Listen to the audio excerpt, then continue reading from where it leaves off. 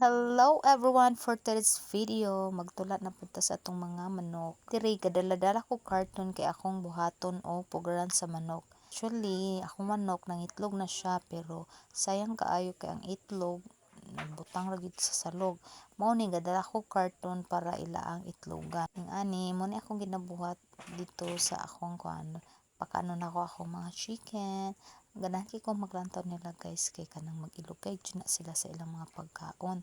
Malingaw na lang po ko maglantaw nila nga mag-ilog sila sa ilang gikaon. Mao na ni guys, gidala nako sa payag para itlogan sa manok kay sayang kaayo kay naibuak ra ang itlog dito sa sulod. Dire na nako gibutang simpro jud kay ni kay wa man tay mo buhat og pugaran. Mao na ni giplaster na nato ang pugaran sa manok. Gibutang na nato ni dire kay wala man goy hikot mao nang maglisod ta. Mao din ni ang manok nga nangitlog guys. Then apod ni laki dire. Mao ni ang itlog nga nabuak kahapon. Sayang kaayo no. Makapiso na unta ta. Mao ra to, daghang salamat.